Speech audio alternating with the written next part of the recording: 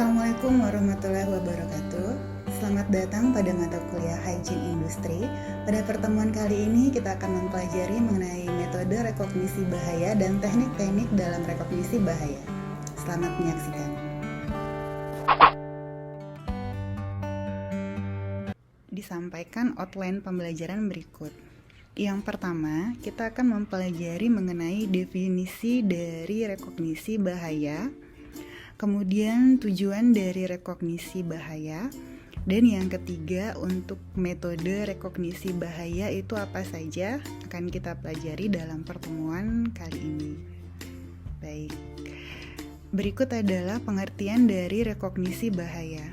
Jadi, rekognisi bahaya itu adalah serangkaian kegiatan untuk mengenali bahaya dengan lebih detail dan lebih komprehensif dengan menggunakan suatu metode yang sistematis sehingga dihasilkan hasil yang objektif dan dapat dipertanggungjawabkan. Arti dari mengenali pada rekognisi itu adalah mengidentifikasi. Sedangkan mengukur maksudnya adalah agar kita dapat mendapatkan informasi mengenai konsentrasi, dosis, ukuran dari partikel, jenis, kandungan atau struktur, sifat, dan lain-lain. Untuk tujuan dari rekognisi bahaya, yang pertama, kita bisa mengetahui karakteristik dari suatu bahaya secara detail, baik itu sifat, kandungan, efek, severity atau keparahan, pola pajanan, besaran, dan lain-lain. Kemudian tujuan yang kedua yaitu kita dapat mengetahui sumber bahaya dan area mana yang berisiko. Kemudian kita dapat mengetahui proses kerja yang berisiko. Yang terakhir kita dapat mengetahui pekerja di area mana atau di satuan kerja mana yang memiliki risiko bahaya tinggi. Seperti baru-baru ini terjadi kecelakaan di Pertamina Cilacap ya, RU4. Nah, di situ kita bisa melakukan rekognisi dari bahaya dengan cara investigasi kecelakaan, penyebab dari meledaknya itu apa. Oke, lanjut ya. Nah, ini yang penting yaitu apa saja metode bahaya yang perlu kita ketahui. Kita bahas satu persatu secara detail pada pertemuan ini, dimulai dari accident or injury report ya. Nah, metode rekognisi bahaya yang ini sangat berguna untuk jenis rekognisi bahaya yang menimbulkan traumatic injury atau luka yang bisa menyebabkan trauma pada kesehatan mental bagi para pekerjanya. Itu biasanya luka yang berefek major ya, atau bahkan bisa menyebabkan fatality ya. Ini sangat bahaya sekali. Artinya adalah sudah terjadi bahaya dan sudah terjadi kecelakaan sebagai laporan dari kecelakaan pada proses ini. Nah, analisis statistik terhadap data kecelakaan yang ada itu bisa membantu menemukan proses atau area kerja yang berisiko. Tentunya untuk jenis ini kita memerlukan data investigasi kecelakaan yang detail dan banyak.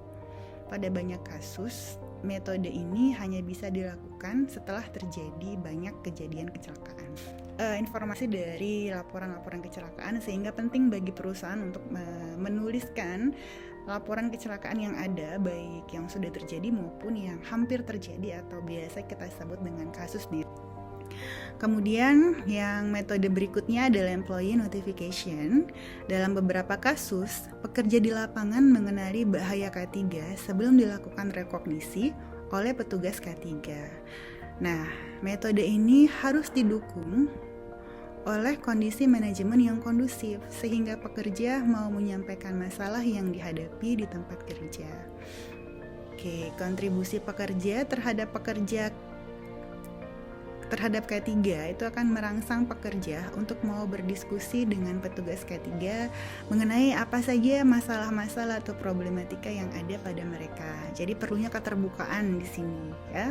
Kita perlu untuk menginvestigasi apa problematika yang ada pada pekerja kita. Kita mendengarkan masalah mereka, laporan-laporan mereka, seperti itu.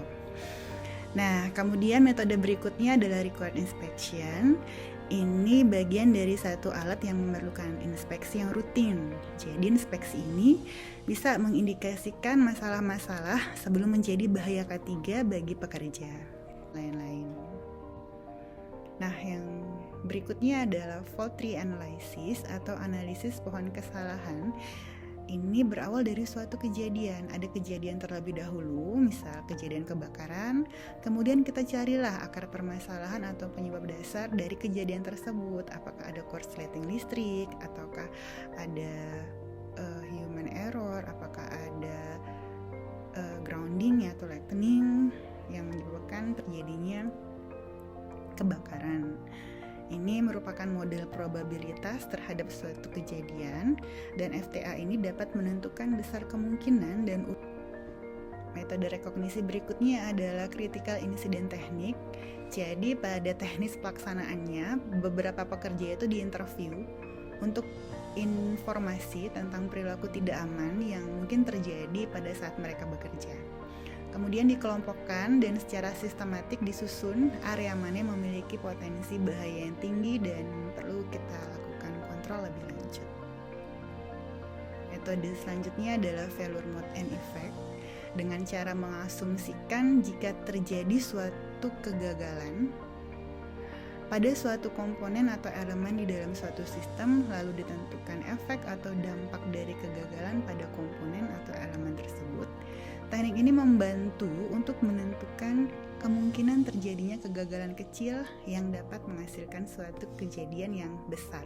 Ya. Ini merupakan analisis dari FMEA. Oke, yang kemudian ada yang terakhir ya, ini adalah JSA. Jadi JSA ini menguraikan dalam bentuk tas-tas tugas-tugas dan juga komponen lain yang terlibat. Kemudian kita review untuk menentukan potensi bahaya yang mungkin akan memajan pekerja, dan ini dilakukan untuk mengevaluasi langkah atau prosedur kerja dan diambil untuk mengendalikan potensi bahaya. Oke, kita sampai pada bagian metode apa sih yang baik. Tadi telah kita uraikan ada 10 metode rekognisi bahaya. Kemudian pasti kita bertanya, jadi yang mana Bu yang perlu kita ambil di sini dari 10 metode tadi? Jawabannya itu adalah tidak ada metode yang baik ya, yang bisa digunakan untuk semua jenis bahaya. Jadi yang paling sering digunakan itu adalah kita memerlukan kombinasi dari beberapa metode yang kita sesuaikan dengan kebutuhan dan tujuan. Misal kalau kita ada operasi baru, berarti kita butuh PHA, teknik rekognisi untuk yang awal itu preliminary hazard analysis dan juga job safety analysis. Ya, jadi kita bisa mengkombinasikan metode-metode rekognisi bahaya untuk menghasilkan rekognisi yang optimal. Oke, ini adalah contoh dari worksheet hazard recognition ya. Baik, berakhir sudah materi rekognisi bahaya kita pada hari ini. Semoga bermanfaat bagi kita kalian semua. Salam sehat, sampai berjumpa di pertemuan berikutnya. Assalamualaikum warahmatullahi wabarakatuh.